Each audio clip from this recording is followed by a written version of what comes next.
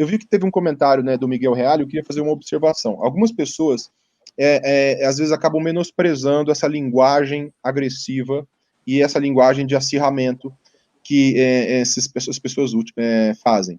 Eu estudei 40 seitas destrutivas, entre elas, 3 que são seitas políticas. Tá?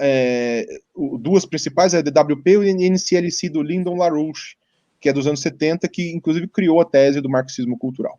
É uma tese da conspiração, que é inspirada, é uma revisão daquela teoria da conspiração de que haveria um bolchevismo cultural, que é o Hitler que fez, né, para você ter justificativa para aparelhar o Estado em termos culturais e implementar o anti-intelectualismo. Mas eles usam uma lógica que chama-se dispensa pela existência.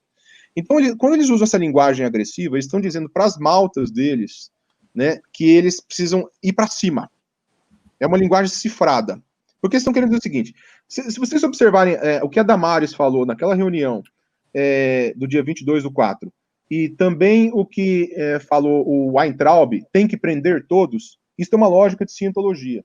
Tem até, desde 1959, numa política chamada jogo justo, eles utilizam, que é assim, quem discorda do meu líder é criminoso. Quem está contra nós cometeu crime, e nós vamos achar alguma coisa. Então, a partir do momento que eles começam a nomear alguém como criminoso, eles estão ativando maltas para poder praticar, então, eles tratam a legislação como não existente. Observe, por exemplo, que eles começam a falar assim, eles começam a dizer o seguinte, o inquérito é ilegal. Acabou, é ilegal porque estão determinando o que é. O ilegal é aquilo que eles definiram que é contra o grupo.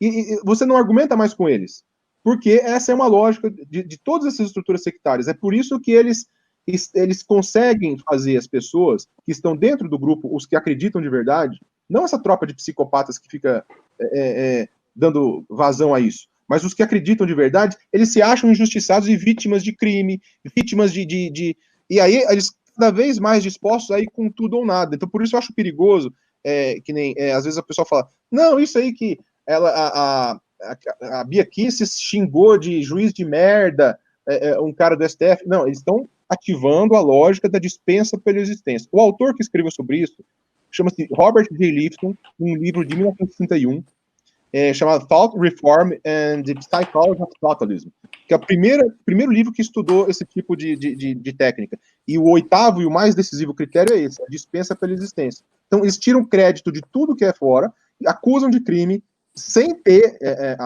cometido crime, e aí isso significa que basicamente o seguinte código, nós vamos avançar mais. Então, por isso que o Weintraub, ele pode se complicar se alguém falar para ele, se ele for chamado e falar assim, você falou que era para prender ministro do STF, diga quais, por qual crime, aí eles vão se enrolar. Eles estão se aproveitando de que os setores democráticos não prestam tanta atenção nesses métodos, e vão acirrando o discurso, e eles às vezes são tratados como se fossem excêntricos, doidinhos. Não.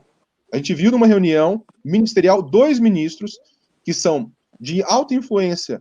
Um é olavista declarado e a outra nunca declarou ser olavista, parece, a Damares. Mas ela agrada muito os olavistas, usando uma retórica de dispensa pela existência. E isso ajuda a ativar, então, os fanáticos nas redes sociais. Tem que tomar muito cuidado com isso. Essa linguagem deles é perigosíssima.